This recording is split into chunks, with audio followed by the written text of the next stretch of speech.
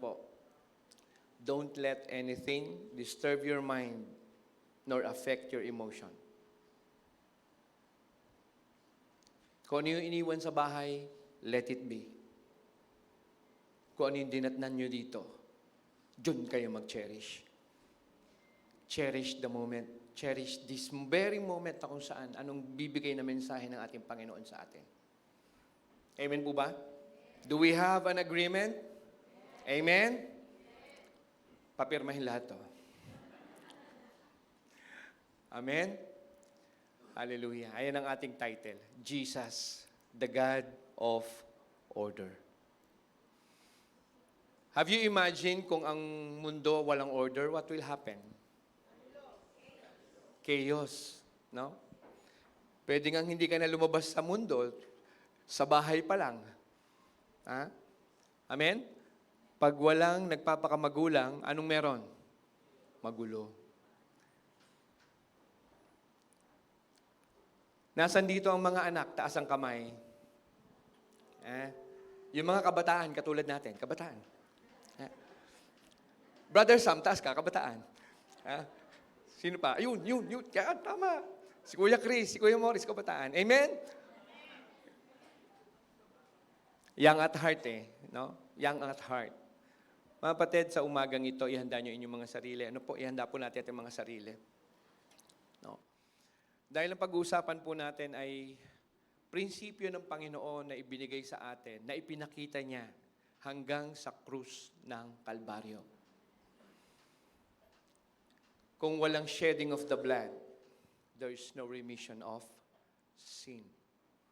At yun po ay naganap dahil hinayaan ng ating Panginoong Hesukristo na sundin ang kaayusan na sinabi sa Kanya ng Kanyang Ama. Kaya mga anak, no po, mga anak, tayo din naman mga tatay, dati tayo mga anak Pero ngayon na tayo nakakilala na at nakakarinig na ng salita ng Panginoon, ang sabi ng banal na kasulatan, huwag niyo nang patigasin ang inyong mga puso. Pwede naman kayong hindi pumunta ngayong umaga Tama ba? Pwede kayong magdahilan actually. Pero confirmation ng Panginoon na kayong dapat makarinig na sa salitang ito dahil kayo ang nakaupo dyan. At kung may maririnig kayo mamaya, huwag nyo nang isipin, nako, para kay Kumario na. Sayang, wala siya rito. Pag may narinig po kayong mensahe na parang tumuturok, huminga lang kayo ng malalim. Di ba pag tinuturokan tayo, sasabihin ng nurse, hingang malalim. Hayaan nyo lang. Huwag nyo na pong ilagan. Okay? Tanggapin nyo na. Dahil ang kaayusan, pag hindi natin tinanggap, ano mangyayari? Kaguluhan. So mga kapatid, sa umagang ito, samahan niyo po ako. May dalawa tayong anchor verses. Na po? 1 Corinthians 14:33 and Hebrews 10:22-25. Na po, babasahin ko po muna yung 1 Corinthians 14:33. Okay? At sa pag-uumpisa ng taon, Sa pag-uumpisa ng taon, mga kapatid, freshen up your mind. Lahat po ba nakatingin sa akin?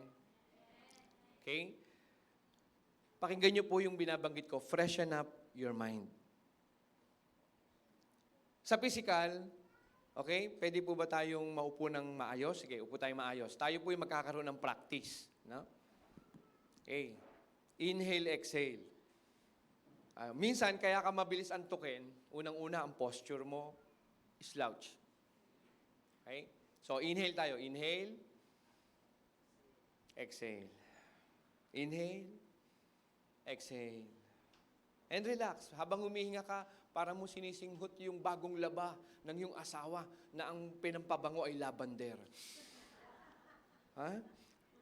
Alam na alam, Buti na lang yung nabili naming washing machine pambabae.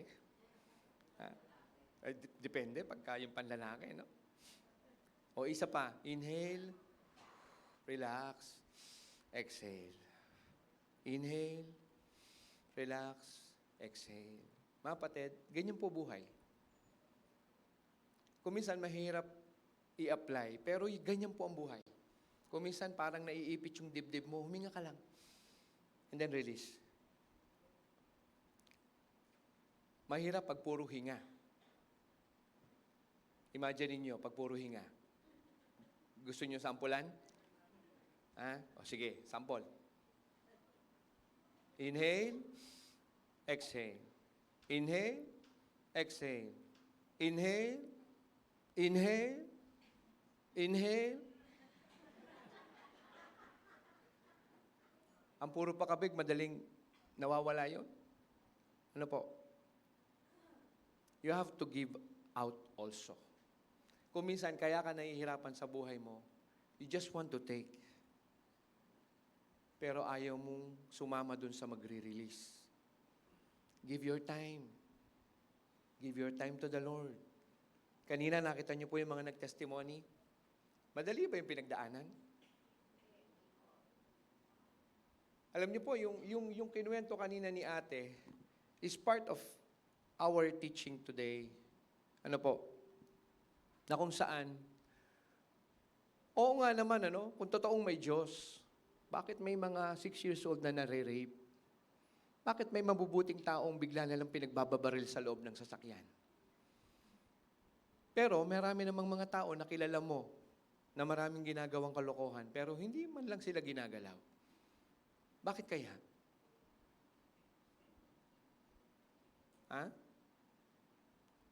Ito po'y bunga na kung saan, dito na po ang estado ng ating mundo na kung saan, mga kapatid, pag ang tao ay humiwalay dun sa kaayusan na gusto ng Panginoon, when people abandon the order God wants them to have, confusion comes. Kaya huwag kang magtataka, Pastor, ba't ganun? There are times I am confused. Hindi ko alam kung sino ako. Hindi ko alam kung saan ako papunta. All you need to do is to be silent, pray, surrender to God. Mabilis sabihin, Pero pag gagawin mo na, may nagtatalo dito. If you start compromising what is top priority for the Lord, and you stop doing what is your top priority, tandaan niyo po, sabi sa Bible, chaos. Okay? Yung second verse po natin, Hebrews 10:22 to 25. Let us draw near with a true heart in full assurance of faith. Remember these two words, true heart and yung assurance of faith. At this early point, ibo-bottom line ko na po, mga kapatid. There's no one in this world appointed and given by the Lord, by God, as provision to give us the assurance of faith. Wala pong ibang binigyan ng karapatan para bigyan tayo ng assurance of faith. No other than Jesus Christ. And you have to put that in your mind at this early stage. Ilagay niyo po sa inyong mga isipan yan. Having our hearts sprinkled from an evil conscience. Dahil daw po ang ating mga puso, ay winisikan na, hinugasan na. At ang ating mga katawan ay hinugasan na ng purong tubig o yung pure water. Na sino ang may kakayanan magbigay ng pure water? Jesus. Kaya mga kapatid, when you exclude Jesus Christ in your life, listening? When you exclude, pag tinanggal nyo sa equation si Jesus Christ, be ready to back to zero. Be ready to back to zero.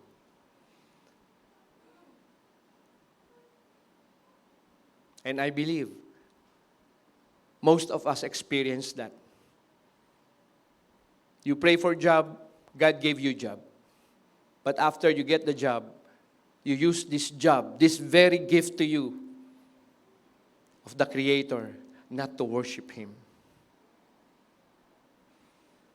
You ask for business. You ask for partner. You ask for grandson. Lahat yan. Tandaan niyo mga kapatid. Okay? For those people na ngayon nyo lang maririnig to, one day I will be facing to my God.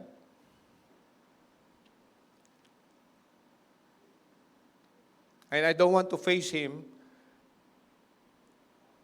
Sasabihin sa akin ng Diyos ko, hindi ka naging bold in preaching. Okay? So ano man yung mga marinig natin ngayon, tandaan nyo, pati ako tinatamaan. At ang hirap mag-preach. Na habang ikay nagpipreach, pati ikaw, binabaril.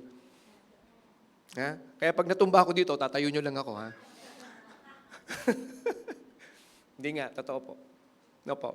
That's the magic of the Holy Spirit. I mean, yan yung power ng Holy Spirit na hindi mo ka talaga kayang pigilan. He is respecter of no one. He will not look unto your certificate. He will not look unto your business. He will not look unto whoever you are.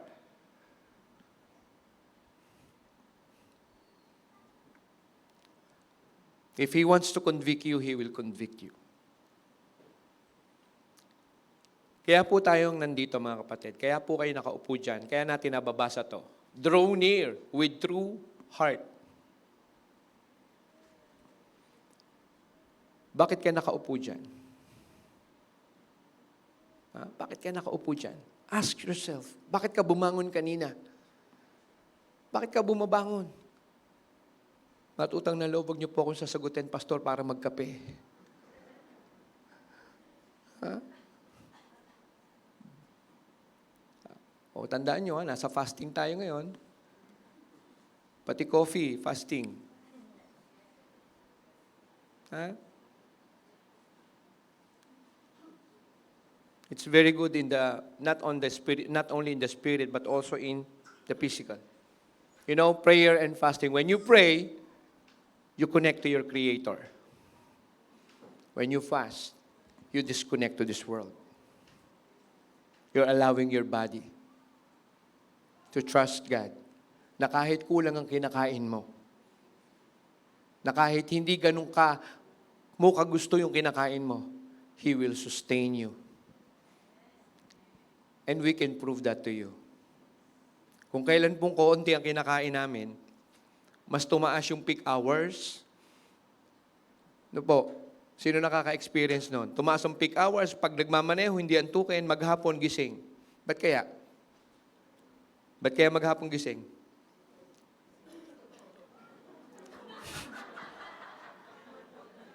Tama na.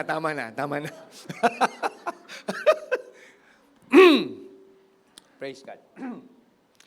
Having our hearts sprinkled from an evil. Alam ng Panginoon, mga kapatid, na tayo po, ang ating puso, ay nadungisan ng ating mga kasalanan. Amen?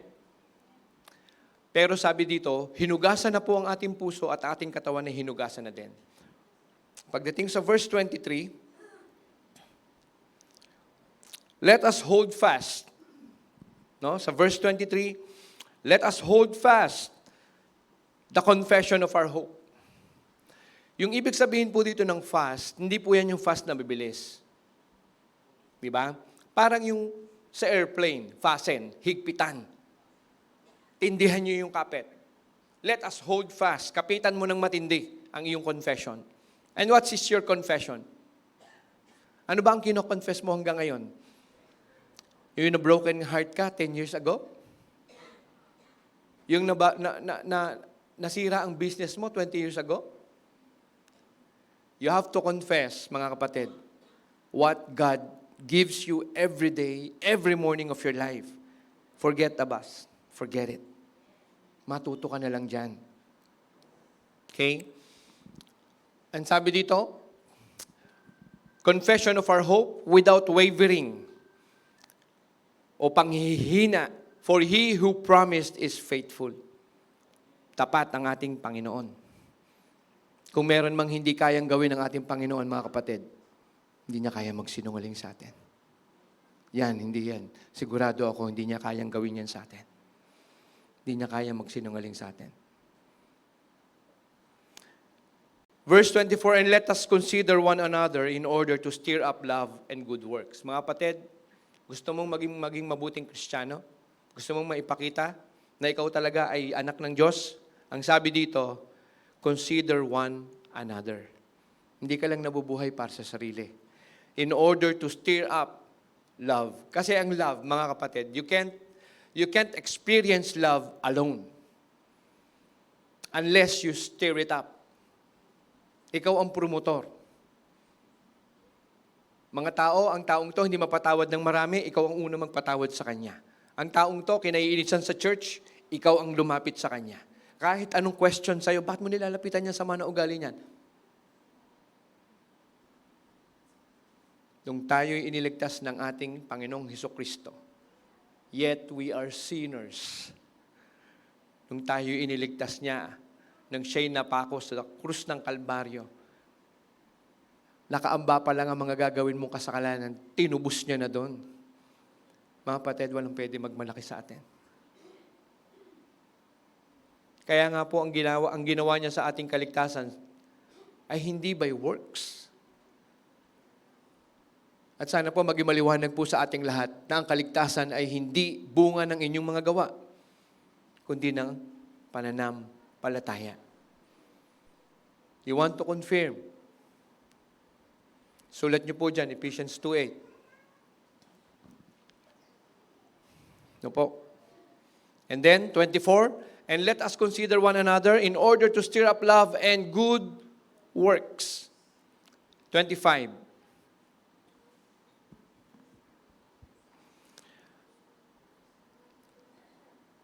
Kaya tayo nandito. Not forsaking the assembling of ourselves together, as is the manner of some, but exhorting one another, and so much the more as you see the day approaching.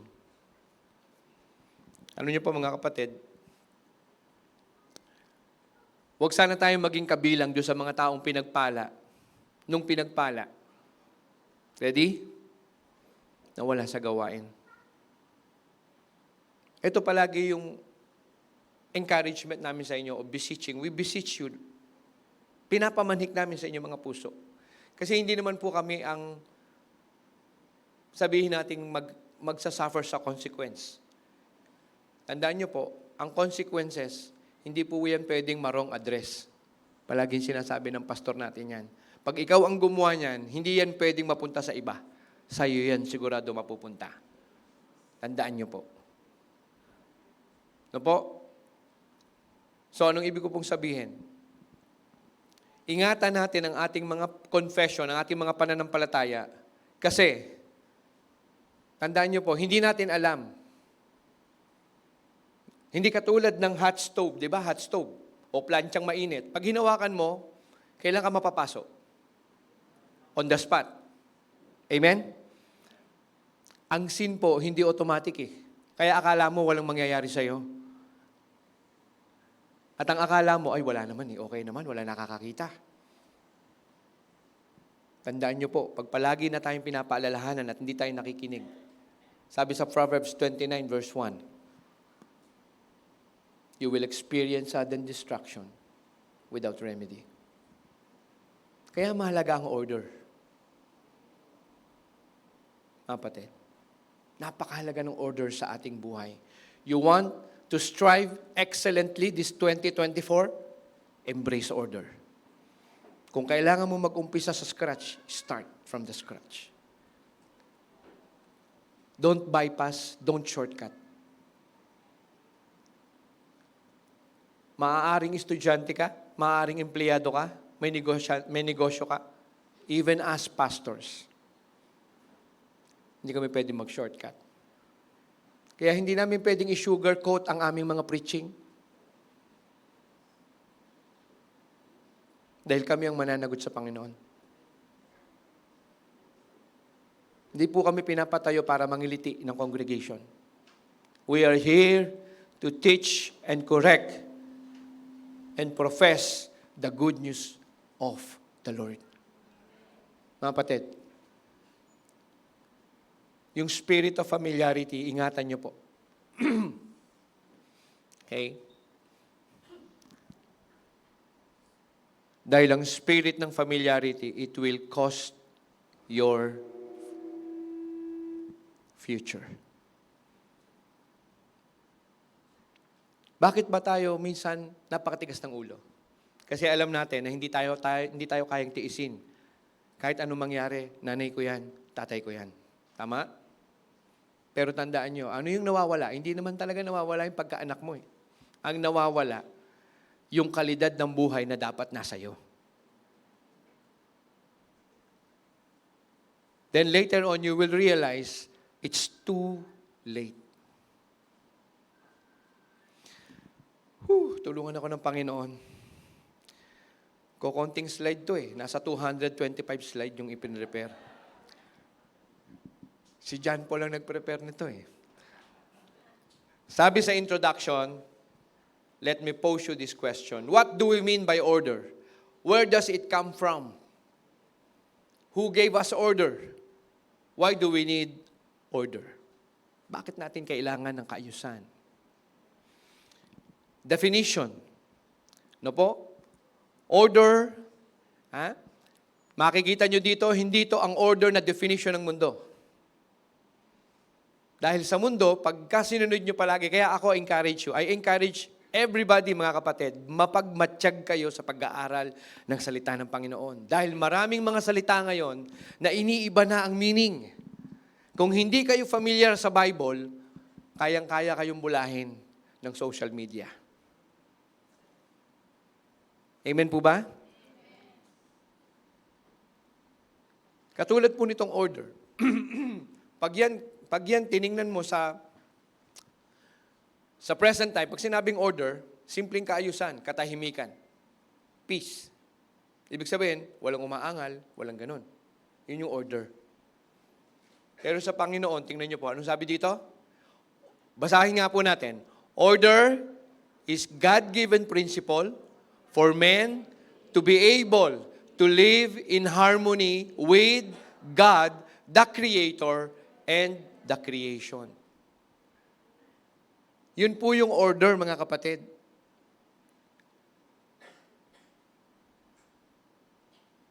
Hindi yung basta nasa batas, order na. Marami ngayon isinasa batas. Sa ibang bansa, 6 years old. Sa ibang bansa, 6 years old. You can't hinder them to choose their preference. If they are male or female. Totoo yan. Porke ba ginawang batas, tama na? If you're familiar with the Bible, alam mo, hindi ka basta maniniwala dyan. Dahil nasa tiyan pa lang ang tao, designed na ng Panginoon. If you are a man or a woman. Alam na. At itong, alam natin, itong mga kapatid natin na ito, mga kapatid, they need prayers. Kailangan nila ng pagmamalasakit. At the same time, love without order ay kapahamakan. Pag daw po ang pagmamahal ng walang kaayusan ay patungo sa kapahamakan. Maraming pwedeng mangyari pag hindi mo naiayos o hindi niya naiayos ang kanyang sarili. Unang-una, yung immorality. Pangalawa, physical na pagkakasakit. When I started the training, sa mga kliyente ko, alam niyo po ako nasa ng age before? Pasensya na doon sa mga seaman, ha? Kasi nasa mga seaman before, 1980s, 90s. Ngayon, alam niyo, nasa na po ang mataas na rate ng age? Sige, sabihin niyo, saan? Saan? Call centers. Bakit? Ang tawag nila, pinapaganda ang salita eh. Imbis na sinasabing immorality, ang tawag, casual sex. Casual sex. Ano yan? Uniforme? Casual? Ano yan? Employment? Casual? Mga kapatid, maraming word ang binabago ng mundo na maging maingat po tayo.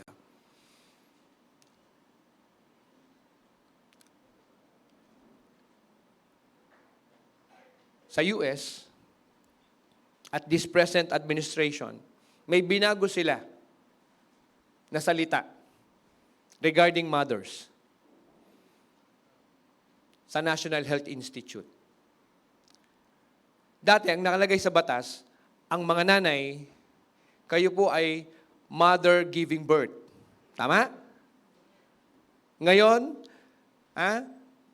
to compromise, not to be attacked, kahit mali, ginawa nilang birthing people. Birthing people. So pag nawawala ang order, tandaan nyo po, kasabay na bumababa ang moralidad ng tao. Ulitin ko. When order is not implemented, the value system of the society goes down. Amen? So ngayon, sabi po sa, anong nangyayari pagka nawawala ng order? No? Let me just give this emphasis dito sa huli. Harmony with God, the Creator, and creation. Kaya alam natin mga kapatid na may Diyos talaga. Kasi ang isang bagay, hindi siya pwedeng i-repair o gawin ng isang bagay na nandun sa loob. For example, bibigyan ko kayo ng example. Etong laptop na to, halimbawa nasira siya.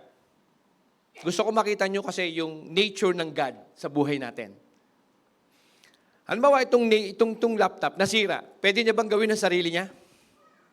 Somebody outside the laptop should repair the laptop. So may supernatural being o may another being to repair. Amen? Nung binuo ang mundo, pwede bang buuin ng mundo yung sarili niya? Kailangan may naggawa sa mundo, nalabas sa mundo. So nakikita niyo po yung meron po talaga, hindi pwedeng gawin ng isang bagay. Katulad nitong mic na to, pwede niya bang gawin ng sarili niya? O somebody, technician, nagagawa sa kanya. Kaya wag po kayong magtaka. Ang tao, hindi niya kayang baguhin ang sarili niya. Kasi hindi siya ang lumikha ng sarili niya. Kung mapapansin niyo po, pinapaulit-ulit namin yung foundational truth of the Bible. Kasi ayaw namin, mga kapatid, na ang tumatagal kayo sa church, na may malaking loophole sa inyong isip about the reality of God. Dapat solid na po yan sa isip niyo.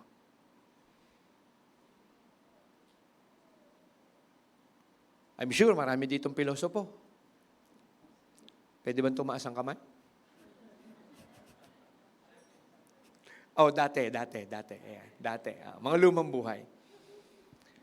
Pag tinanong, ano sabi? Sige nga, prove to me. Prove to me your God right now. Walang alisan sa tayo. At tayo, natatrap dyan. Kasi kung ang gusto mong ikatwiran sa mundo ay yung Diyos na gusto nilang makita, hindi yun yung Diyos na pinaniniwalaan mo. Dahil ang Diyos na pinaniniwalaan mo, hindi bound ng space, hindi bound ng time, hindi bound ng kahit anong law on earth. Kung ang Diyos na pinaniniwalaan mo ay bound ng time, hindi siya Diyos. Hindi yan yung Diyos na pinaniniwalaan at tinanggap ko.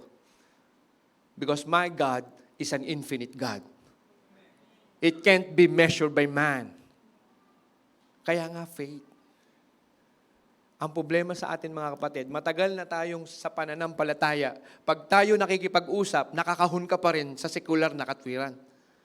Don't let the secular reasoning trap you in your faith kasi manghihina ka talaga. Naunawaan niyo po yung nature? Hindi siya pwedeng kahunin, hindi siya pwedeng pigilin, hindi mo siya pwedeng sukatin sa test tube. Pero ano yung pwede natin ipakita sa kanila? Na may bawat isang buhay na binago ng Diyos. Ang buhay na dating walang pag-asa, buhay na tinatalikuran na, buhay na isinusuka na ng society. Meron po tayo dito, 18 years na drug addict. Ilang beses na nagpabalik-balik sa rehab. Katunayan na hindi talaga medicine ang gamot. Kailan na bago? Nung may nagmahal, may nagkalinga. Hopefully, sa susunod na mga panahon, makita niyo po siya. Nasa Isabela po siya ngayon. Nakasama namin ni Brother Gabi yun before. Pinag-testify ko sila doon sa aking alma mater sa Laguna. Takot ng mga bata. Isipin mo, 18 years na drug addict. Eh, yung mga bata, mga 5 grade 6. Ha?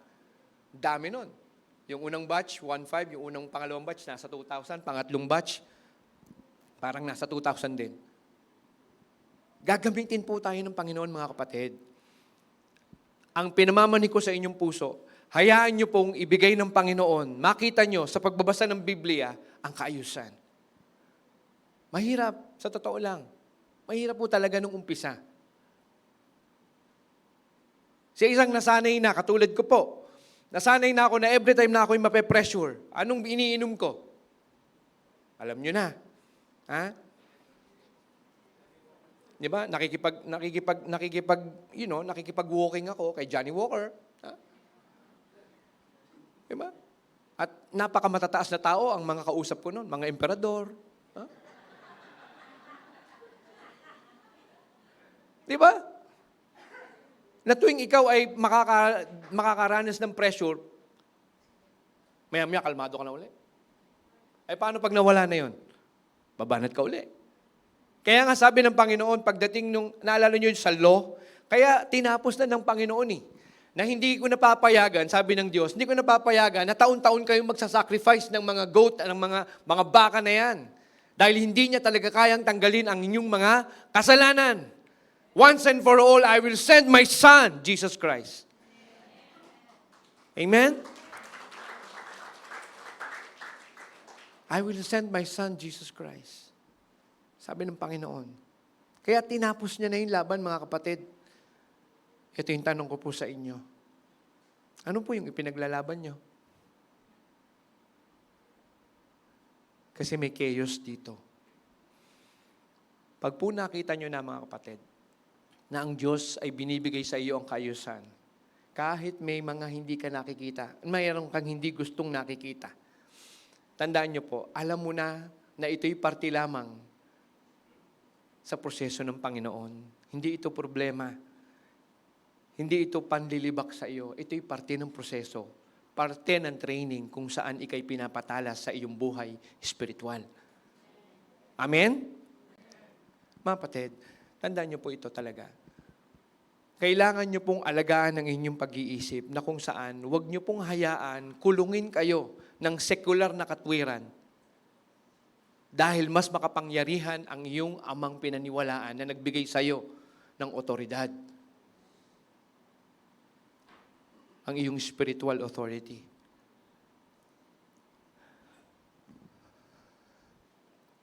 Siguro po nagtataka na si JP. Anak, pasensya ka na. Iba ang pinapasabi ng Panginoon dito sa ginawa mo.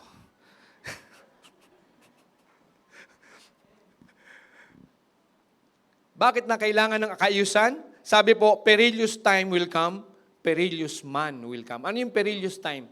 Mapanganib na panahon at ang mga mapanganib na tao ay darating. Gusto niyong marinig? Sabi po sa 2 Timothy. 2 Timothy 3 verses 1 to 7. Para makita nyo yung weight ng order sa buhay natin, kung ba't kailangan natin ng order. Ba't kailangan ng kaayusan? Perilous time, perilous man. Verse 1, no? 2 Timothy 3 verses 1 to 7. But know this, that in the last days, perilous time will come. Hindi nyo po ba napapansin? Kung sino yung matitinong namumuhay, sila yung hinaharas ngayon. Pag ikaw ay tapat, ikaw pa ang pagkakaisahan. Dahil nag-gang up ang mga may mga vested interest. Tingnan nyo po for men. Bakit? Sabi sa verse 2, for men will be lovers of themselves. Mapahamak na ang iba, kumita lang ako. Pinili naman nilang bumili ng drugs Kasalanan ko ba kung gusto nila ng drugs? Ako naman, nagninegosyo lang. Nakita niyo po yung katwiran, di ba? Amen? For men will be lovers of themselves, lovers of money, boasters, proud, blasphemers. Anong ibig sabihin ng blasphemers?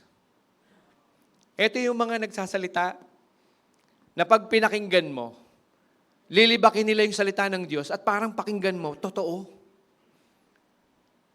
Yan yung blasphemers. Yan yung magsasabi na para kang magkaroon ng pagdududa sa salita ng Panginoon. Naalala niyo po si Jesus Christ yung sinabi niya na, I am the Son of God, blasphemy sa mga Pariseo yun. Kasi hindi sila naniniwala na nandun na yung Son of God eh. Alam niyo po, yan po ang isang, tingnan niyo, pag chosen ka ng Panginoon, ano? Even Israel right now, hanggang ngayon nag-aantay sila sa Messiah. Pero chosen people sila. Kaya mga kapatid, don't be complacent.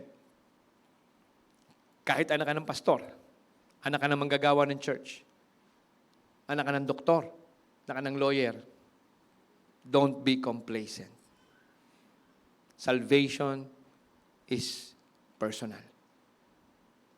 Living a life from God is personal. Sample. Pwede ko bang sabihin kay Tatay Art, Tatay Art, ako'y tinatamad kumain ngayon. Pwede mo ba ako inguya?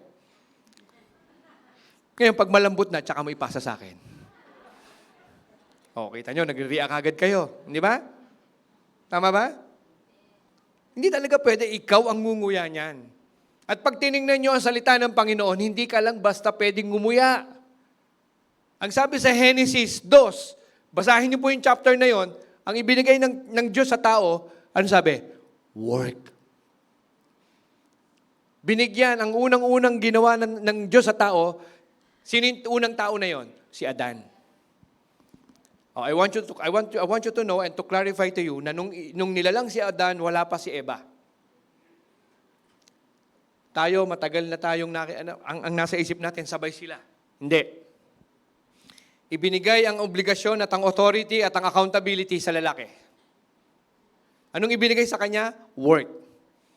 Tapos nakita ng Panginoon, sabi ng Panginoon, hindi pala maganda na nagsosolo ang lalaki. Kailangan palang bigyan siya ng kasama sa buhay. Kailan binigyan? Nung after bigyan ng work. O ngayon, tingnan natin ngayon kung nasa kaayusan ba, kung nasa order ba yung ating ginagawa ngayon. Ang mangyayari, hindi magpapaalam sa magulang, magbo-boyfriend. Wala pang trabaho. Amen? Tama ba? Hindi pala amen. Pero tama ba? Nangyayari? Nangyayari. Nag-boyfriend, ano nangyari? Hindi nagpaalam. Patago-tago, parang SWAT. Parang submarine. Lutong, gano'n, no? Diba? Nabuntis. Nung nabuntis, ano nangyari? Magkakaanak. Siyempre, nabuntis eh. O ngayon, nung nagkaanak, eto na ngayon. Nakita nyo Nag-boyfriend, nabuntis, nagkaanak, at saka magpapaalam sa tatay. Uuwi sa bahay eh. Dala-dala yung apo. Nakita nyo, reverse engineering ngayon? Nung nailabas na, at saka magpapaalam. May kaayusan ba? Now, gusto ko itong maunawaan nyo. Pag may ginawa ka talagang mali, tandaan nyo po, kahit patawarin ka ng magulang mo, may consequence yan. You may experience hard life dahil sa mga ginawa mo dati. Wala pong pinagkaiba sa nagbisyo ng drugs o ng alak. Kahit ikay nagbago na, pinatawad ka na ng Panginoon, tama po ba? Kristiyano ka na, ginagamit ka na. Kaya yung iba nagtatanong, Pastor, ba't gano'n kung kailan ako nagpapagamit sa Panginoon tsaka ako tinamaan ng kidney? Result yan ng pang-abuso mo sa katawan noon. Hindi yan resulta ng pagmamahal ng Panginoon sa iyo. Kailangan mo maunawaan yun, mga kapatid. Itama po natin yan. Huwag tayo palaging naninisi. Kasi ang kaayusan, pag hindi mo yan minahal o hindi mo yan niyapos o niyakap, tandaan niyo po, ang palagi mo lalang iisipin, pinabayaan ka. Hindi ka inintindi. Hindi ka maintindihan. Naalala niyo po yung yung dating buhay natin, Brad? Di ba, pag nasa mesa kayo, tapos kapulong niyo yung matataas na tao? Pag kayo matagal nyo nang nakakausap yung matataas na tao doon sa ibabaw ng mesang yon, Di ba? Pare, ako muna, intindihin mo. Di ba ganon? Hindi, ako muna. Lahat gusto siya muna iintindihin. Yan ang tao. Pero pag ikaw ay nasa Panginoon, alam mo, no? Seek first to understand, then to be understood. Ulitin ko po. Seek first to understand, then to be understood. Bro, hindi ko maintindihan yung sinabi mo kanina. Yung palang ibig mong sabihin. O, ito naman yung sa akin. So, ibig sabihin, para ikaw ay maging modelong Kristiyano, matutunan kang mamuhay na dapat mo kagad i-practice na ikaw ay marunong munang umintindi. Yung pong nagpupunta dito sa kape at pandasal, no? Every time na may makakausap ka dyan, sasabihin nila na ganto, ganyan, ganyan, ganyan, ganyan. Pag lahat yan papatulan mo, ang dami mo makakaaway. Kasi wala sa kanilang mali eh. Ang sa kanila, oo, hindi po ako binigyan eh. Humingi po akong tupad, di man ako binigyan ng tupad. Palaging may reklamo. Now, mga kapatid, siguro naman okay na yon. Oh? Yun ang introduction. Unfortunately, mga kapatid, kahit tumawa kayo, yun talaga.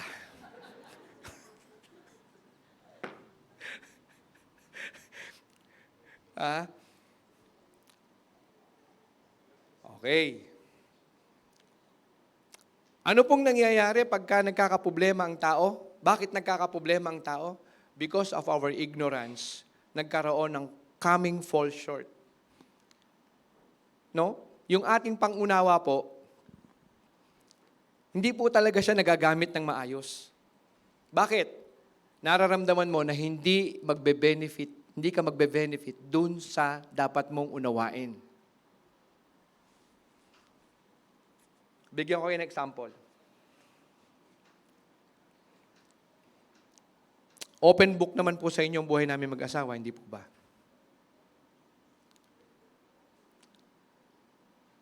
Kung hindi kami sumunod kay Pastor Dong, wala pong ginagamit na Panginoon na Pastor Walter ngayon at Attorney Bern. Nag-umpisa po kami ng mali. Hindi po kami kasal. Pero nag-submit ako sa mga ating magulang sa pananampalataya. Mahirap pong pigilin yung dati nyo nang ginagawa at our age, around 40 years old, na biglang sasabihin sa inyo, tigilan mo yan. Tama ba? Pero salamat sa Panginoon. Inopen ng Panginoon ang Saudi sa akin. Nagtrabaho ako sa Saudi uli, naiwan dito habang inaayos ang papel namin. One time, umuwi ako. May planning. Speaking of planning, maalala ko na naman yon. Alam niyo po, yung ating nanay, napakamapagbantay niyang nanay na yan.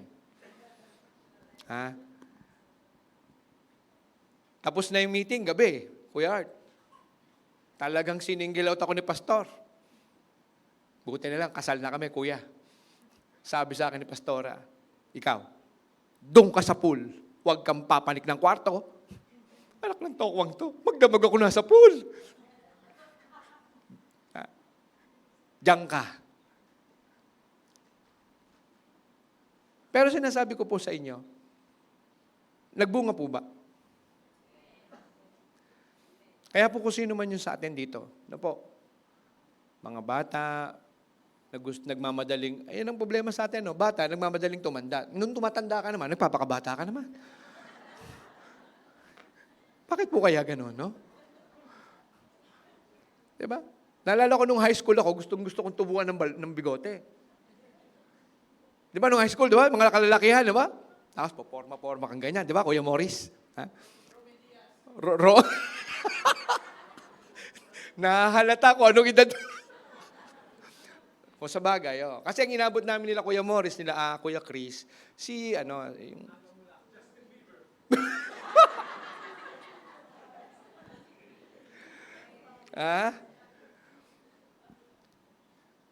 So, yung Ezekiel 22:26, no po, sabi dito, her priests have violated my law and profaned my holy things. They have not distinguished between the holy and unholy. Sabi po sa Hosea 4:6, my people perish because lack of knowledge. Pag tiningnan niyo po itong mga verses na to, kaya pala napapahamak ang mga tao. First, lack of knowledge. Pangalawa, not obeying the knowledge. Alam mo na yung mali, gagawin mo pa rin. Diba? Between the holy and unholy, and have they made known the difference between the unclean and clean. Whew! The impact of order to man. Ngayon, ano ngayon, no? I-bottom line natin. Ano ngayon ang impact ng order sa tao, sa buhay ng tao? The impact of order to man is equal to life can be predictable. So ngayon, mga kapatid, ngayong umagang ito, i-erase nyo na sa isip nyo na walang may hawak ng buhay. Hindi ko sigurado ang buhay ko. No, it can be predictable. For the simple reason, failure and success is predictable because everything is governed by law. Pwede mong masabi kung anong mangyayari sa'yo kung ikaw ay magko-comply sa law. Ulitin ko po. Masasabi mo kung anong mga susunod mong mangyayari sa'yo kung ikaw ay magko-comply sa law. For example, law of gravity. Pag sinabi nating law of gravity, lahat ng initsa mo pataas, mananatili ba sa ere? Roronda ba munang ganun bago bumagsak? O ano, pag initsa mo, everything that goes up, comes down. Amen? Okay. Ready? Kahit ikaw ang manggagawa. Okay? 7 days ka nagla-life group. Meron ba ganon? 7 days ka nagla-life group. Ha? Kung 4:30 yung devotion, 3 o'clock pa lang gumigising ka na. Amen? Kahit sinabi ni pastor na chapter 3 lang. Isang chapter lang. Ikaw, ginagawa mong chapter 3. Tapos, antindi mo mag-tongues. Antindi mo mag-prayer. Pero ito, sasabihin ko sa iyo, kapatid, pag umakyat ka ng 6th floor at tumalong ka doon, kahit matagal ka at malakas ka mag-pray, o kaya sabihin natin matindi kang mag-tongues, pag tumalong ka sa 6th floor, ano mangyayari sa iyo? Hospital muna. Huwag na kagad muna patay. Bigyan natin ng pagkakataon yung mga... Pinatay mo kagad para kang doktor eh. 6th floor, nilaglagan na swimming pool. May palusot pa rin, ano? So, ibig sabihin mga kapatid, simple reason, simple process. Pag ikaw ay nag-violate ng process, may consequence. Nagmaneho ka, wala kang lisensya. Anong binviolate mong process? Hindi ka kumuha ng lisensya. Pag ikaw, halimbawa, magkaroon ka ng encounter ka ng accident, anong mangyayari sa'yo pag wala kang lisensya? O, di ba? So, pag ikaw may binviolate, ito yung rule. Ito yung sigurado. Pag may binviolate ka sa physical law, automatic yan may consequence. Alam mo, 1,200 degree, nakita mo naman, ang init. Hinipo mo. Masusunog. Di ba? Alam mo naman masusunog ka, ba't mo pa hinawakan? Ganyan tayo matatanda eh. Sinabi ng huwag magpapa-eba-eba. Ha? Pa-eba-eba pa rin. Hanggat hindi talaga napupuruhan, hindi titigil. Huwag nyo na pong antayin yun, mga kapatid. Matuto na tayo sa mga nauna sa atin. Okay, sige. Next. So what is the original world order? Naririnig natin yung world order eh, di ba? Pag narinig natin yung world order, ano nangyayari? Uy, one world government. Ano yan? End times. Okay. Ito yung isa ko pang gustong i-unlock sa inyong mga mag-iisip, mga kapatid. Walang may kapangyarihan, tandaan nyo pa, walang may kapangyarihan ng salita. Dapat, kundi kung ito'y gagamitin mo to glorify the Lord, not to trap your mind. Tandaan nyo po palagi yan, ha? Na kahit minsan mahirap maintindihan, like the world order, like the word radical. Pag narinig niyo yung radical, anong pumapasok sa isip niyo? Pag radical, ay mga aktivista yan, mga komunista yan, di ba? Now, today, I will free your mind. Ha? Salamat na lang, yung isang mga kasama natin, nasa Iligan na. Pastor na siya doon. Amen? Mga kapatid, ang radical, ibig sabihin, it comes from the root word radex, means root o ugat. So kung ikaw ay ang tao na inuugat ang isang problema, ikaw ay radical. Hindi yan exclusive sa mga red. Hindi yan exclusive sa mga NPA or saan mga. No. Kapag ikaw ay tao, based on the Bible, na inuugat mo ang problema. Nakatulad niya, sabi ko sa inyo, drugs. Nalulung ako sa drugs for example ng 18 years. Akala nyo ba, ang solusyon dyan, gamot? Hindi. Ang solusyon dyan, iangat mo yung spirito niyang tao na yan. Kasi it's the spirit. It's not the physical thing. Effect. Yung spirito, kung anong meron kang spirito, maapektuhan ang iyong physical na kakayanan. Tandaan niyo yan. Kapag ikaw ay nagugumon sa alak, sa spirito ng alak, sa spirito ng error, ano mangyayari? Magkakasakit ka. Anong aapektuhan? Katawan. Pero sa nagumpisa, doon ba kagad na nagkasakit ka o doon muna sa spirito? Mga kapatid, ito yung gusto ko pong maano nyo. Ito po kasing essence ng order . Huwag nyo po palaging titingnan ng isang bagay na nandun na kagad nakaulbok. Tingnan nyo po, anong pinagmula ng ulbok na yan. Sabi po dito, kailangan natin balikan yung original world order. No? Sa John 1, 1-5. Sabi po dito, in the beginning was the Word, and the Word was with God. And the Word was God. Hallelujah. Amen? He was in the beginning with God. At sabi sa Genesis 1:1, in the beginning, God. Paano pumapasok yung mga tanong sa atin, mga kapatid? Kasi we entertain it. Wala tayong safeguard, ang ibig sabihin. Kaya mo pa ine-entertain para malito ka sa sinasabi ng mundo, hindi pa talaga matakas, hindi pa talaga malakas ang yung safeguard in your spiritual senses. Hindi po rason ang labanan. Ang labanan is how well you equip yourself sa spiritual na mga armor. Para everyday na lalabas ka, alam mo ang iyong mga pananggalang. Ang problema po sa atin, masakit Ready? Manggagawa na tayo sa church. Matagal na tayo nag-church. Workers. And minsan, even pastors. Palagi pa rin natin pinipilit pagsamahin at i-unify ang secular standard sa spiritual standard. Sino dito hanggang ngayon naniniwala na ang pamilya ay democratic institution? Di ba? Ang society natin, ganyan ang tingin . May karapatan si babae, may karapatan. Tama naman may karapatan, pero tandaan nyo po, more than the democratic, more than the physical, more than the secular standard, family is a theocratic institution. Theo means God-centered. Tandaan nyo po, pag pinagsama nyo yung dalawang yan sa loob ng pamilya nyo, tandaan nyo po, lito ang inyong mga anak. Bakit malilito ang inyong mga anak? May dalawang ulo sa bahay. Pag ayaw maniwala doon sa sinasabi ng Biblia, yung isang tao magre-resort doon sa sasabihin, bakit? Ikaw lang ba may karapatan? May karapatan din ako.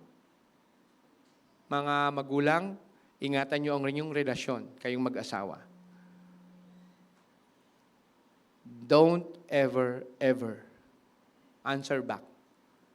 Ang ibig ko pong sabihin, kayo pareho, babae, lalaki. Nasasabihin nyo sa babae, nasasabihin nyo sa lalaki, bakit ikaw lang ba may karapatan? No. Kaya mahalaga na mag-aaral tayo . Dahil talaga, mga kapatid, iniwan ng accountability sa lalaki. Now, this is my question. I want you to ask this also to yourself. And I'm not expecting you to answer it right now. Bakit ba ang laki? Saan ba nagmula? Yung feeling natin na kailangan nating pumantay dun sa tinalaga ng Diyos. Alam niyo po, malaking bagay yung 1930s women's liberation movement sa US bago dumating dito ang mga Amerikano. We become the residue of their waste. Sorry to say, but that's the truth. Wala na ang mga Amerikano dito, pero hanggang ngayon, meron pa rin tayong kolonyal na pag-iisip. Ano ibig ko pong sabihin, mga kapatid? Focus unto Jesus. Ano man ang nakaraan ng Pilipinas, go back to the Word. Huwag niyo pong pansinin kung anong pinagsasasabi nila. Ang gawin natin, mag-focus tayo sa salita ng Panginoon. They can't define us. Why? They can't even prove their integrity to the world right now. 1972, when President Nixon convert the currency, the word currency, na kung saan kahit walang gold reserve, pwede ka mag-print ng pera. And that's the problem of the US right now. The other big countries don't want tanggapin ang kanilang mga pera dahil wala naman na talaga silang gold reserve. Mga kapatid, ang sinasabi po dito, yung sinasabi sa atin kanina na ang mundo magiging mapagmahal sa sarili, no? Mukhang hindi natin natapos basahin yun, ano? And ang mundo, for men will be lovers of themselves, lovers of money, boasters, proud, blasphemers, disobedient to parents, unthankful, unholy. Mga anak, isipin nyo kung ito'y totoo sa inyong mga puso.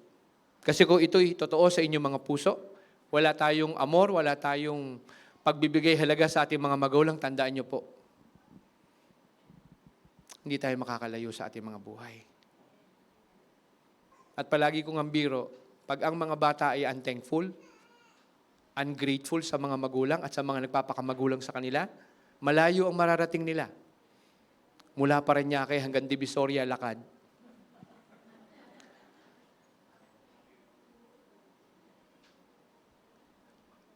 I-take natin yung opportunity na ang mga magulang natin ay binibigyan tayo ng comfort ngayon. They want order in your life. But if you don't want order in your life, tandaan nyo, walang ibang aanin yan kayo. Be ready for the consequences.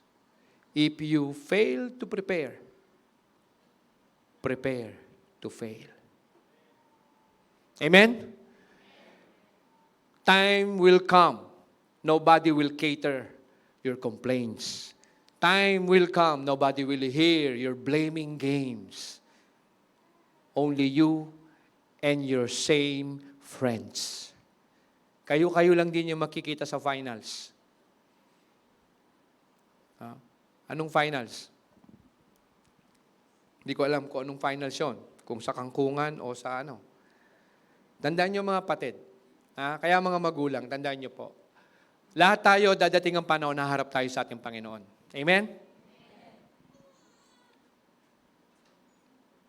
Hindi ko alam kung paano ko isasabihin ng maayos para makuha nyo. Pero sana, catch it in the spirit. Okay? Pag po tayo nag-compromise ngayon, we're not helping our children to build their future. What do we mean by compromise? Para wag magtampo sa'yo, hindi mo didisiplinahin? Para maging okay lang ang pamamahay, wag ka nang kumibo? I'm thankful to my grandfather, I'm thankful to my father. Pinalaki kaming disiplinado.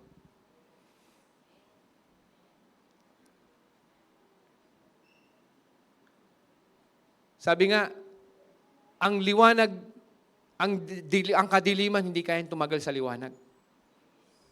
At ang dilim, hindi rin ito tolerate ng liwanag.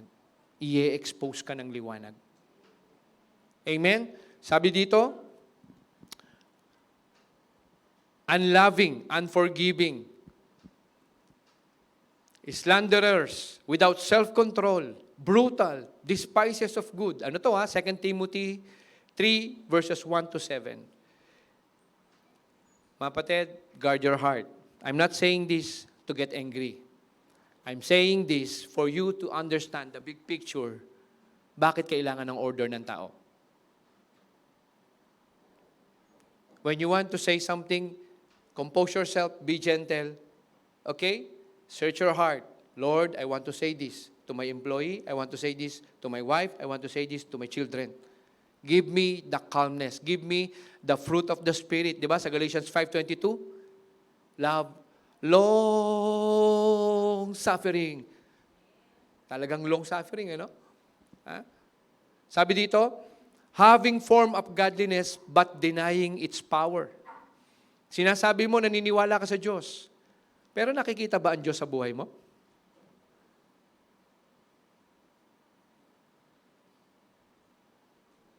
You just want to enjoy the benefit of God in your life. Your parents, your education, your gadgets, your benefits as employee, pero you don't want obligation. Bibigyan ko ng example. I've been an HR practitioner for 27 years. Ang mga empleyado, alam nila na may vacation leave sila. Tama? Sino ba empleyado dito? Yung mga naging empleyado. Kahit kayo ay may vacation leave, tama naman na karapatan niyo yung vacation leave. Tama? Pero may proseso para niyo ma-acquire yung karapatan. Ano yun? Kailangan mo munang mag-file ng leave. But many employee, they just fall out of the work at ang katwiran nila, HR, wala kang pakialam, karapatan ko umabsent. Okay, so it's your right to be not in the work even without permission. Yes, okay. First notice. Receive this one. First notice, abandonment of duty. May gusto kang gawin, may karapatan ako dyan. Pumirma ka dyan. Gawin mo lahat ng gusto mo. At pag nakatatlong ganyan ka, don't expect me that you are still here in the company. Ganyan po yung mag-employ ng batas, mga kapatid.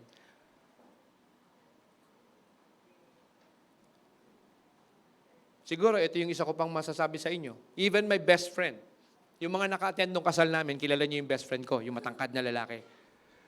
Magkasama kami sa isang institution, academic institution. But the problem is, magkasama kami sa isang bahay, palagi siyang late pumapasok. Naku, baka nakakapanood yung aking kaibigan, Tinag ko siya kanina eh. Sasabihin sa akin, pre, humanda ka. Mula college, magkaibigan na kami. Mula college, itong taong to, pag may rally, itong palaging sumasalo ng palo bago ako. Pagkatapos ko magsalita, kakainin ako ng bulto, itatago nila ako. Sila ang papaluin. Pero tingnan mo, ang hirap nun, di ba? Alam mo na pinagtatanggol ka ng tao na to eh. Tapos, sususpindihin mo sa trabaho. Amen? Pre, late ka na naman. Pre, late ka na naman. Pag pangatlo na, sabi ko, pre, wala akong magagawa. 3 to 5 days suspension. Pirma siya. Doon ko na-realize na pag hindi ko naman ginawa yun, yung integrity ko bilang HR, hindi ako wala akong integridad sa mga empleyado namin. And it develops the friendship also. Lalong nag-develop yung aming friendship na hindi kami pwedeng magkonsintihan dalawa. Kita niyo po, ang totoong kaibigan, hindi ka kinukonsinti sa mga ginagawa mong mali.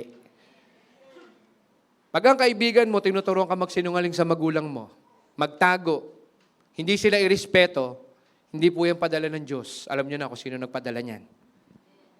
Layuan niyo na yan. Ipapahama ka niyan sa buhay mo. Alam niyo po kung minsan mga kapatid, you really have to hear these things. Sabi ko nga doon sa asawa ko, ano nga ba yung pagka yung isang babae ay nawala sa sarili, yung nakatulala? Diba? Anong ginagawa? Pag kinakausap mo tapos ayaw pa rin magsalita, anong ginagawa? Tinatampal. Diba? Tsaka magkakaroon ulit ng ulirat? Hindi ko sinasabing palagi yung gawin yon, pero minsan talaga, you have to shake them. How the word shake us to stand firm on our faith, let us also let them feel the shaking. Hindi yung tayo lang.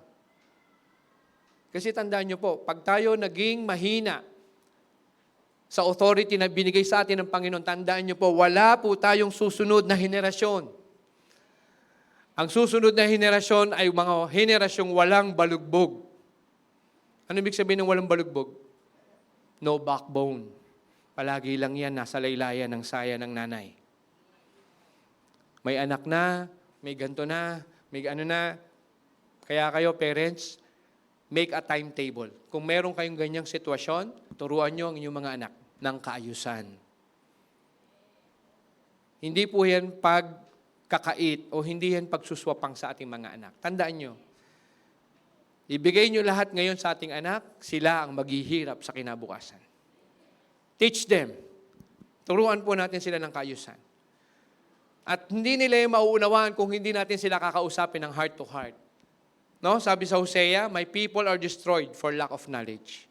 Because you have rejected knowledge, I also will reject you from being priest for me. Because you have forgotten the law of your God, I also will forget your children.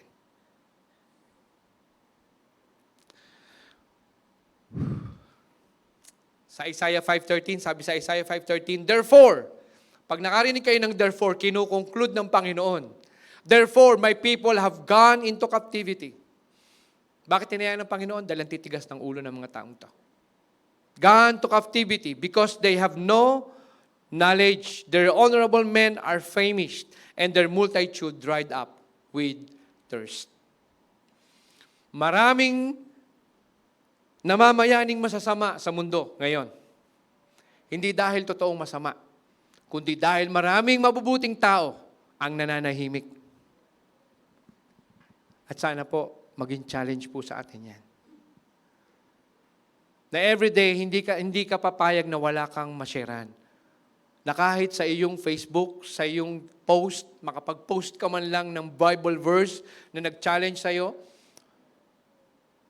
take away sa ating morning devotion, ito yung natutunan ko kay Kuya, kay Ate kagabi, kanina. I'm challenging everybody, mga kapatid. Kung ang kalaban nagdo-double time, 24 hours a day, 7 days a week. Bakit po kaya tayo? 1 day a week, inaantok pa. Gising pa po ba tayo? Ha? Nakaganyan, nakaganyan. Talagang no? Okay. Whew. Bahala na po si Lord kung anong matapos po natin. Ano po? In Jesus' name. No? Tapusin ko yung word order. Sabi, in the beginning was the Word, and the Word was with God, and the Word was God. He was the beginning with God. All things were made through Him, and without Him, nothing was made that was made. Kung wala ang ating Panginoong Hesukristo, wala daw po sa mga ginawa ang nabuo kung wala sa Kanya, kung wala siya. In Him was life. Diba? Sabi sa John 14:6, diba? I am the way, the life, and the truth. Sabi ni Jesus Christ. In Him was life. Tandaan niyo po mga kapatid, ha? And life was the light of men. Alam niyo po, yung light, it signifies order. Okay. Gusto mo magwalis sa bahay, gabi. Tingin mo, makakapagwalis ka kaya ng walang kuryente, walang ilaw? O, para magkaroon ng order ang pagwawalis mo, ano gagawin mo? Bubuksan mo ang... Kaya, eto, pinaano ko lang, in layman's term. Kaya sabi dito, yung life was the life of men. Verse 5, and the light shines in the darkness, and the darkness did not comprehend it. Alam niyo po, kung minsan, liwanag na, kaharap na ng taong to, yung ibinibigay mong paliwanag, kaligtasan, salvation, ito ang sabi ng Panginoon, repent, for the kingdom is at hand. If you confess your sins, sa 1 John 1:9, if you confess your sin, God is just to forgive all your sins and cleanse you from all your iniquities. Kahit paliwanagan mo, paulit-ulit, tandaan niyo mga kapatid, pag hindi handa ang puso. Pero tandaan niyo rin, ang consequence niya hindi mapupunta sa iba, sa iyo. Kung tatanggapin mo ang kayusan, then you will receive order. Marami sa atin, we want the cross, but we don't want labor. We want glory, but we don't want the cross. Alam niyo po, kahit si Jesus Christ, no? Nakaka-pressure yung nakikita ko. Okay, mga kapatid, all ears. Bibigay ko sa inyo yung mga natitirang points. Basahin niyo mamaya. Okay, number 1. Para daw po magkaroon tayo ng order in our hearts. Number 1, draw near with a pure heart. Draw near with a pure heart. Kung kaya niyong kunan niyo na po. Amen? Andyan yung verse. Ang verse po niyan, mga kapatid, ang ginawa kong approach, yung ating anchor verse, yun ang ginawa kong pattern. So pag sinundan niyo yung ating verse 22, 23, 24, 25, yan po yung 4 points natin. Yung first point, yun yung verse 22. Yung second point, yun yung verse 23. Okay po? So, draw near with a pure heart and assured faith. Amen? Ano yung kaloob sa anong yun? Sa number 1. Number 1, there should be cleansing. There should be repentance. Okay? Repentance. Number 2, cleansing o paglilinis. At yung number 3, acceptance. Ano po? Ano yung acceptance? That if you confess with your mouth, the Lord Jesus, and believe in your heart that God has raised Him from the dead, you will be saved. No? Number 2. Ito yung verse 23. Okay? Yung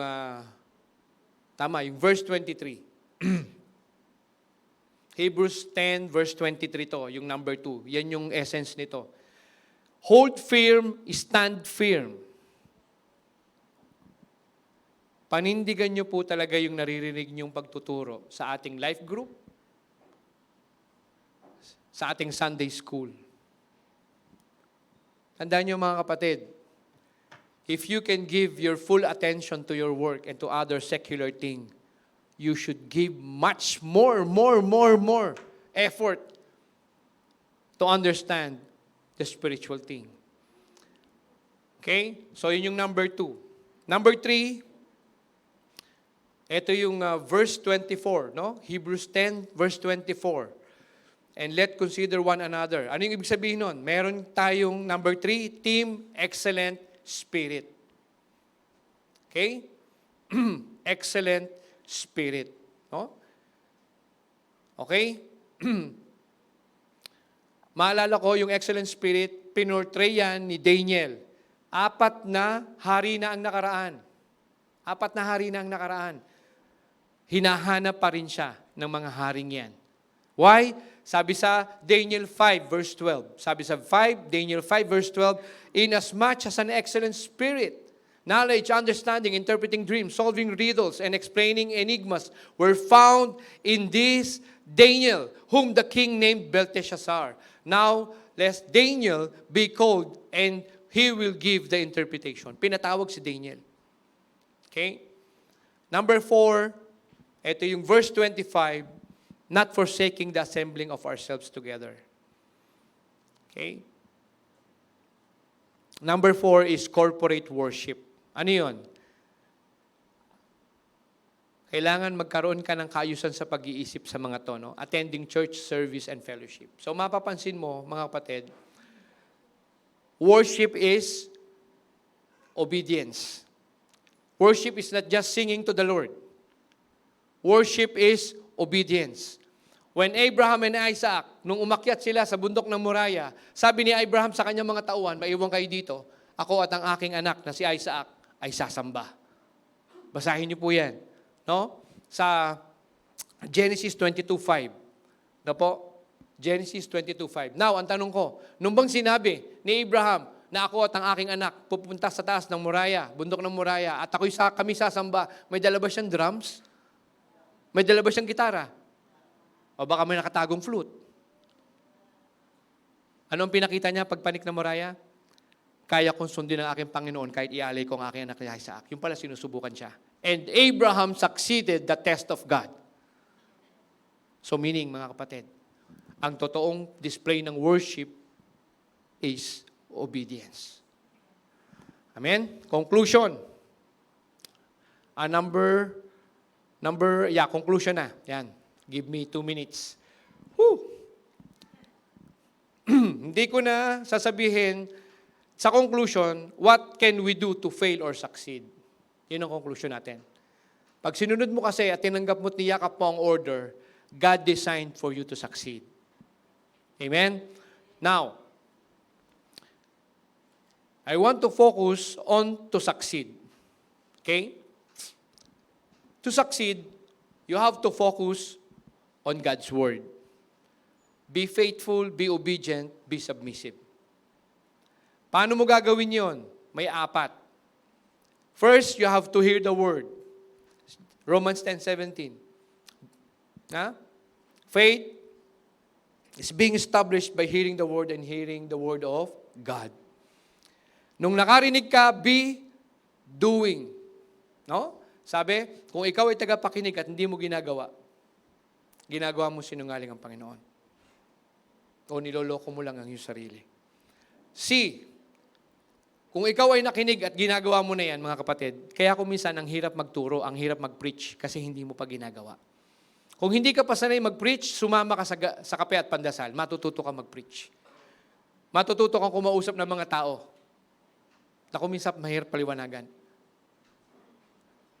And D, right plan, right attitude. Proverbs 3, verse 5. Trust in the Lord with all your heart and do not lean on your own understanding.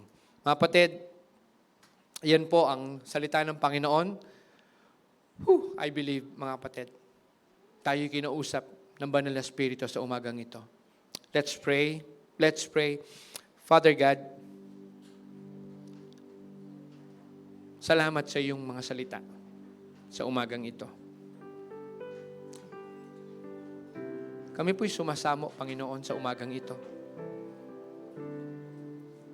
At kung ikaw yan, kapatid, na nagnanais ma-restore yung kaayusan sa ating buhay, nais mong restore yung mga pangako ng Diyos sa iyo at sa iyong pamilya, pwede po ba tayong tumayo?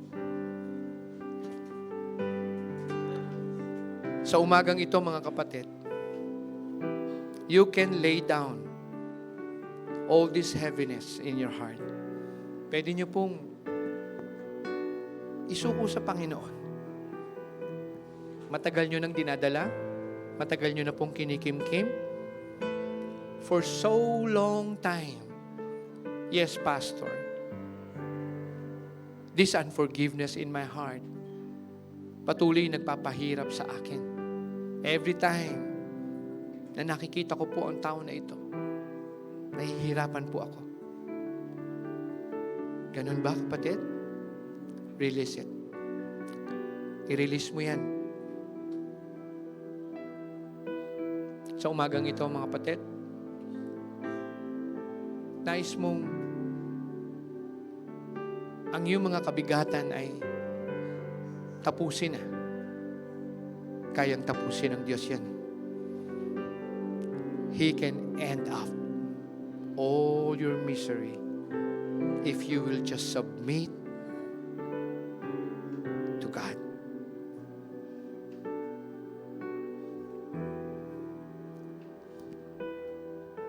Father God, I declare this morning, as we wind up sa service na ito, mga kapatid, kung sino man sa inyo, you don't need to go. You just stay in your place. I just want you to feel it in your heart. Kung meron naman po sa atin na nais lumaya sa hindi pagpapatawad, let's pray together. Gusto mong makapagpatawad? Gusto mong patawarin ka? Let's pray. Amen? Let's pray. Right now, let's pray. Oh, Father God, Panginoon, nakita mo po ang puso ng iyong anak na ito. Nais niyang humingi ng kapatawaran. Matagal niya lang dala-dala ito. At nais niya ring maggawad ng kapatawaran. Lord, in the mighty name of Jesus Christ, our Lord Jesus Christ is giving you the power, the authority to release this forgiveness in your heart. And you will feel, mararamdaman mo ang kaluwagan sa iyong puso.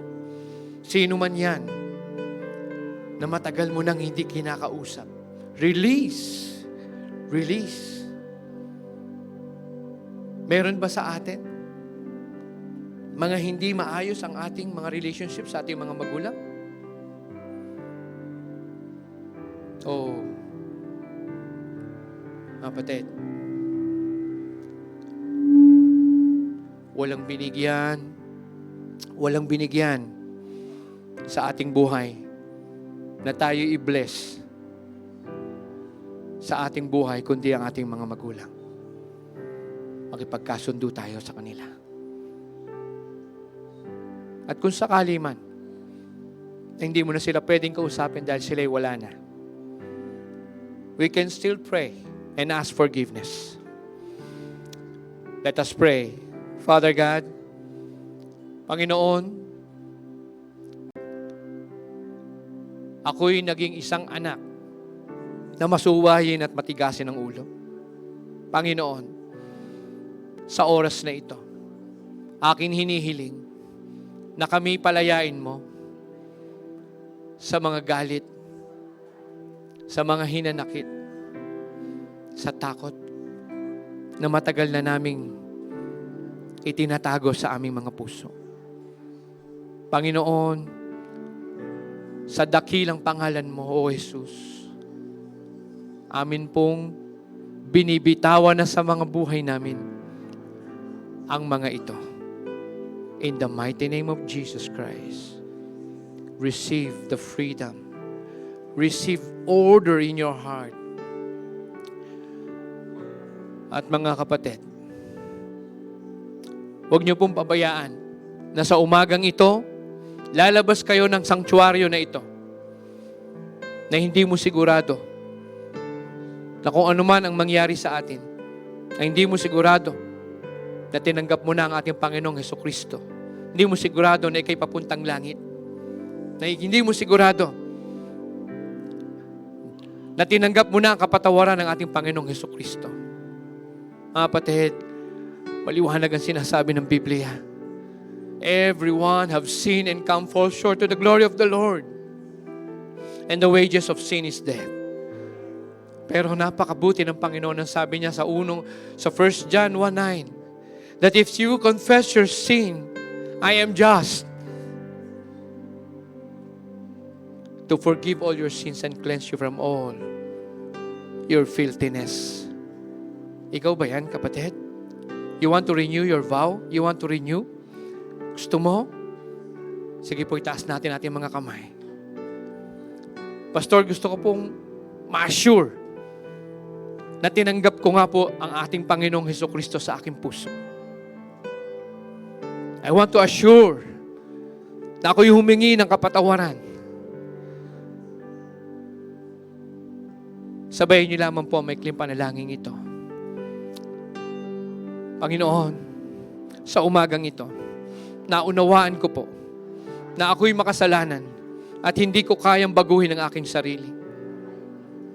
Ngunit salamat sa iyong pagmamahal, sa iyong mga pangako, sa aking kapatawaran. Sa umagang ito, Panginoon, nais kong humingi ng tawad sa lahat ng aking mga nagawang kasalanan. Mula nang ako'y magkaisip, magpahanggang ngayon. Salamat, Panginoon, sa buhay na walang hanggan. Salamat, Panginoon, ang iyong dugo ay tumigis doon sa krus ng Kalbaryo.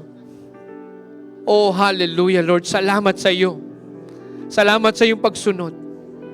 Kami binigyan mo ng panibagong buhay. Maraming salamat po. Wala lamang po mananalangin. Father God, narinig mo po ang panalangin ng iyong mga anak At sa umagang ito, in the mighty name of Jesus Christ,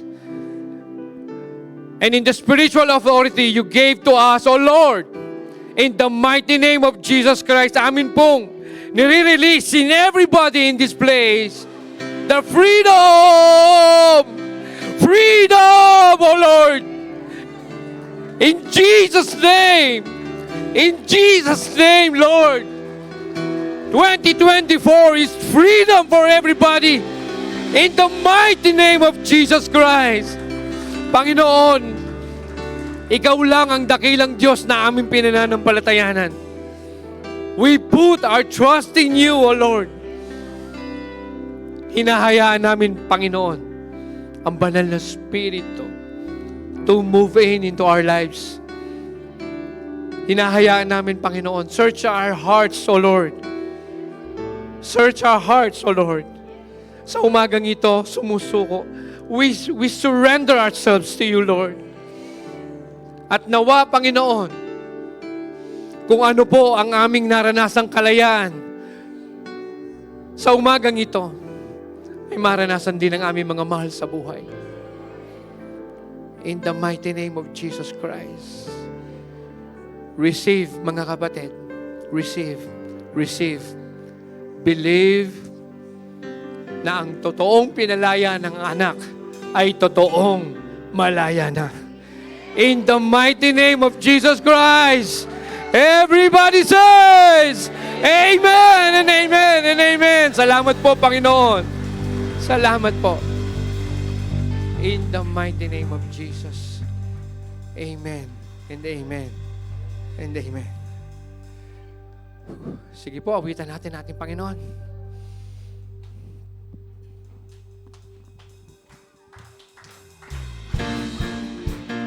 Amen.